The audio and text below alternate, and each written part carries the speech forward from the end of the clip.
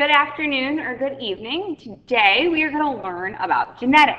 And what we did today in class was we did the Penny Lab, or we did some traits inventory, and we basically started thinking about where do we get our DNA from? Why do we look more like one parent than another parent? Why do sometimes kids not look at all like their parents or their siblings? And we're going to start giving you some answers to that.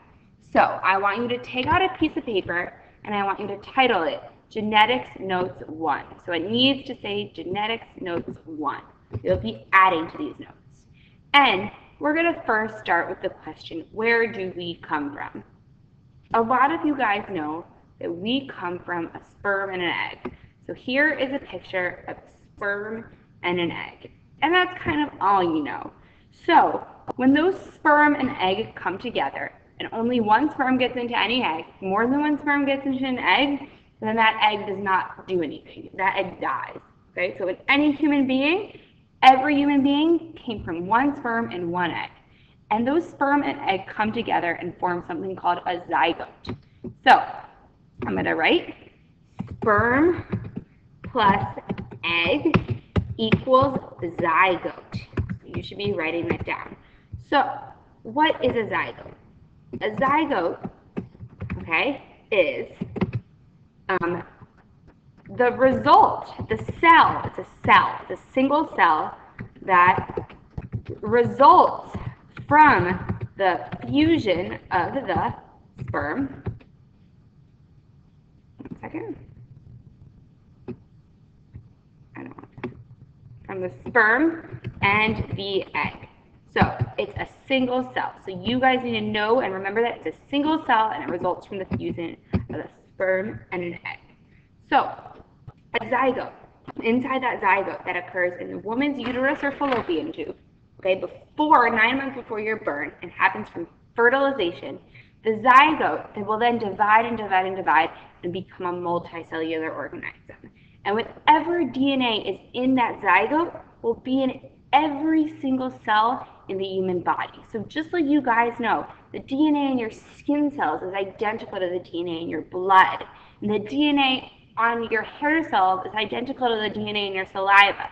And that's why on shows like CSI and those types of things, they can take DNA from one part of the body, like from the blood at the crime scene, and they can get the eyelash of the guy and figure out that they match, okay? So that DNA is the same and identical to the DNA in that zygote, okay?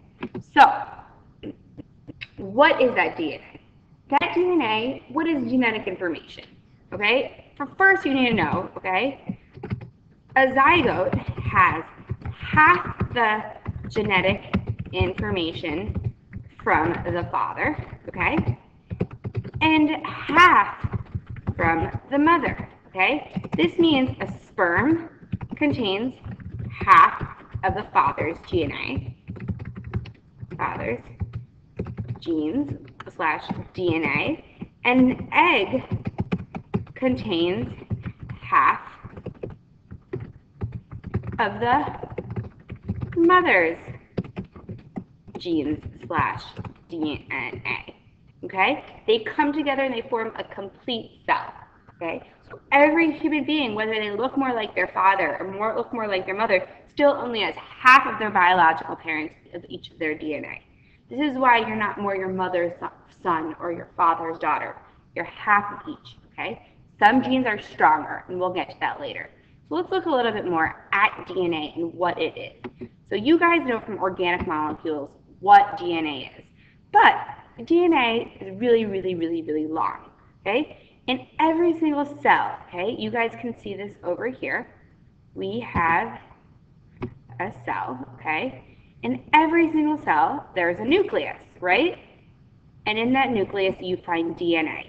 But you don't find just that double helix DNA that we learned about. You don't find this ladder. No. That DNA is tightly, tightly coiled, okay? Tightly condensed and coiled. So you can see it down here. It's tightly, tightly coiled. And it is, one second, and it is coiled into these units called chromosomes. So a chromosome is a unit of DNA. If you took all of this stuff in this whole entire chromosome and you uncoiled it, it would be 9 feet long. It would be around 3 meters long.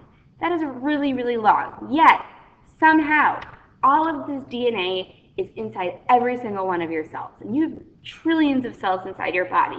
So if that DNA didn't condense and coil up into this chromosome, you guys wouldn't function. It has to condense in order to fit inside. Think about how like you can squish something into something really small space just by coiling it in a special way. That is what your DNA does, and it does it 46 times. So we're going to give you a definition of a chromosome. Okay? A chromosome. Let's do this right here. Chromosome. So this should be going on your notes. This is the definition. A chromosome is a unit of tightly coiled DNA. And you guys have seen chromosomes, so you might have an idea how many there are. Does anyone have any idea how many there are in the human body? I want you to write down a guess. Just write down a guess. In every single cell in the human body, how many chromosomes do you think there are? So I'm going to tell you the answer. There are 46 chromosomes in almost every cell in the human body. Okay? 46. 46 chromosomes. So, except for sperm and egg cells, which have, one second, sperm and egg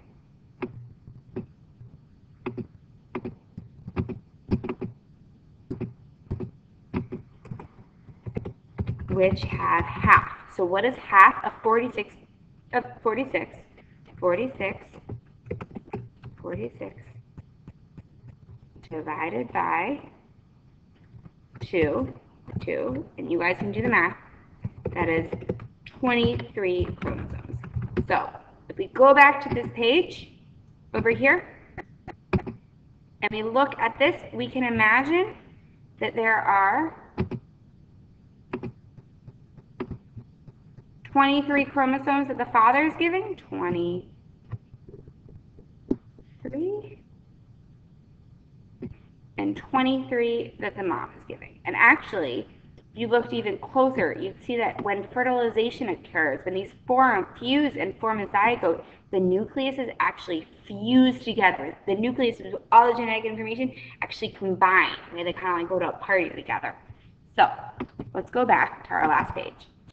So inside the nucleus, over here, inside the nucleus, if you looked at a human cell's nucleus, you would see 46. I want you guys to count the amount of chromosomes you see in here and tell me whether it's human or not. I'm going to give you 10 seconds.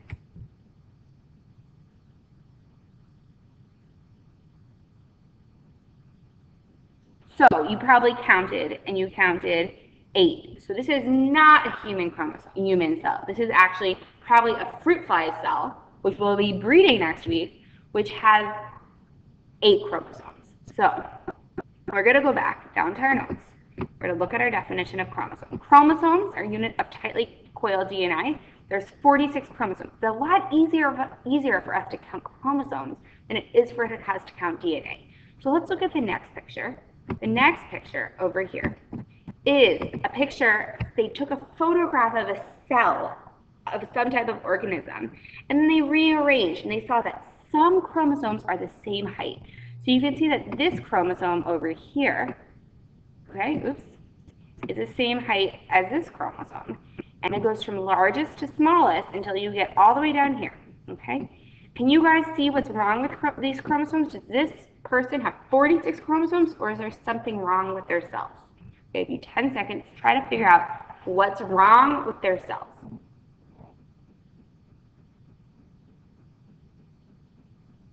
So some of you probably noticed that over here on chromosome 18, okay, right over here, there are 3 chromosomes. So this person has 46 chromosomes.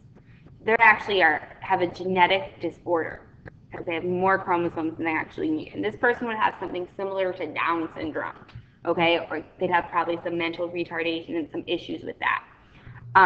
But the important thing to see over here is that each chromosome has another chromosome that is roughly the same size. And we call these pairs, we call them sets. So these are a set, and I'm going to give you some notes about sets of chromosomes. Okay? And we're going to talk more about genes. So, a set of chromosomes, this is you need to know. A set of chromosomes, okay, contains smaller, contains the genes for specific traits, okay? It has each chromosome, okay? Each chromosome has the same types of genes, but may code for something different. So for example, this chromosome over here, okay? This chromosome, let's say, this chromosome over here, we'll say the person got from their mom, the one I'm circling in pink, okay? And this chromosome over here, they got from their dad. But if we're talking about the people we saw in class today, the dad's chromosomes really, his genes weren't really expressed. So they got all of their mom's chromosomes. They got all of their mom's genes. They still have their dad's genes, but they only have the traits of their mother. So that leaves us to two new words, okay? So we have to do the words trait. So a trait is a physical feature, a behavior, or even a disease, okay, that is inherited and observable. So for instance, our kids that we looked at this morning with the blue eyes, they might have their father's genes, but they don't have his traits. They have their mother's traits, okay? That's what it is. So that is something that you can see, okay? So some of you might have more of your mother's traits or more of your father's traits, but you still have the same amount of genes from each parent. So a gene is a segment or piece of DNA that codes for a specific trait, okay? So you have some DNA that codes and tells your body to make blue, to make a certain pigment for your skin tone, or tells your body to develop some type of disease that's awful, like breast cancer. So genes are pieces of DNA. So if we looked back at this picture over here, we would actually be able to say what scientists have done is they've actually isolated, this is what we'll be doing on the field trip, they've isolated and shown that like this much DNA, this is a gene, okay? And this is a gene, it's a segment of DNA. So there's lots of DNA in here, and it's kind of like a sentence, a set of instructions for a specific thing, like having a hitchhiker's thumb or being lactose intolerant. So let's go back down here. Oops, over here. So we have our chromosomes. We have our 46, in this case 47. Okay, and we have our trait, which is a physical feature or behavior that's inherited and observable. And we have our gene, which is a segment or piece of DNA that codes for a specific trait. So it doesn't always get shown. So what we're going to learn is not all genes are shown. And those genes that are not always shown are called recessive. So recessive, okay, is a gene that is not expressed. So for example, you can't see it. You have the DNA for it, okay, but it's not getting coded for. It's not becoming a trait, okay? So your kids could maybe have it. That's why sometimes things skip a generation, okay? Another thing is the opposite of recessive, which is dominant. We're going to extend the page. Dominant, okay? Dominant is a gene that is always expressed. And that could be a gene, like, for instance, Aura's genes, the woman we saw with the blue eyes, her kids probably got her genes and they were dominant and they completely took over her husband's genes, okay? So it's always expressed, and often it often takes over a recessive gene. So for instance, certain genes are dominant, like the gene for dwarfism, for people who are a certain type of people who are little people who are considered to be dwarfs. They have dominant genes, okay? So what we're going to do right now is we're going to look and go back and look at all of the stuff we learned. And you should be able to, tomorrow in class, answer those questions on the Penny Probability Lab. So if we go back, okay, we see, and I'm going to highlight the important stuff. Get a highlighter. You should be taking a highlighter too and going over and reading. So we have a sperm and an egg that come together and form a zygote. And the sperm has 23. It has half of the father's DNA. So remember this 23 over here, and this 23 over here. So that's why you have a total of 46, because 23 plus 23 is equal to 46. The egg contains half of the mother's genes and DNA. And some of you might be wondering, how did we as humans come from one cell when we have so many cells? So at the end of the presentation, I'm going to tell you when, and you could turn off if you're done with it, but I'm going to explain that, but not quite yet. Now we have our chromosomes. Our chromosomes are basically what we can count and see with a microscope, okay? And there are lots, on every single chromosome, there are lots and lots of genes, okay? And our chromosomes are tightly coiled DNA. So you can see this picture here, and you can see you find them in the nucleus, okay? And in every organism, you find a different amount. In every type of organism, in humans, you always find 46, okay? Unless, what type of cell does it have to be? 46. You guys pick up? You should know what types of cells have 23. What types of cells have 23? Sperm and egg, okay? So you should have been saying that to yourself. So we have our chromosomes, okay? And we have the definition down here, okay? So we see that 23, okay? And now we have, each one has 46. We can actually look at pictures of people's chromosomes, and you can see this, and you can think about how everyone gets 2 chromosomes for each type of gene, one from their mother, one from their father, and those contain genes for specific traits. And a trait is a physical feature, while a gene is just something you have the genetics for. So you could have the genes for sickle cell anemia, but not show it, and that would be considered to be recessive. So that's why some people, like, they'll say I'm a carrier, or some people in their family might have something like sickle cell anemia, but they don't. Some people, though, have genes that are dominant, okay, that take over all the time. Okay, and that is when you have, sometimes you can explain why some parents have children that look nothing like them, because maybe their partner's genes were dominant. So that explains that. So now, I think that's the end of our notes. So you can stop now if you understand, or you can keep on going. I'm going to explain how we came from a single cellular organism, a single cell called a zygote. So over here you see a zygote. That zygote divides, and this all happens in the first few days of development. That zygote divides into a blastula and then into something called a gastrula. And you can see it goes from one cell and it divides. And all these are identical to one another. And you would actually take this gastrula over here, one of these things, to get stem cells for stem cell research. Okay? Then that gastrula, you guys look at this picture, becomes something called an embryo. Okay, and that embryo grows and grows and grows, okay, and grows until it becomes a fetus. And a fetus is what you're called before you're born. You're not called a baby, you're called a fetus, okay? And a fetus is something before you're born. There's lots of different stages of fetal development. Here we can see up to week 23. So if you have any questions, I want you to write them down. I want you to go back and play anything that you're confused about, and I hope you enjoyed today's notes and hope you enjoyed today's lecture.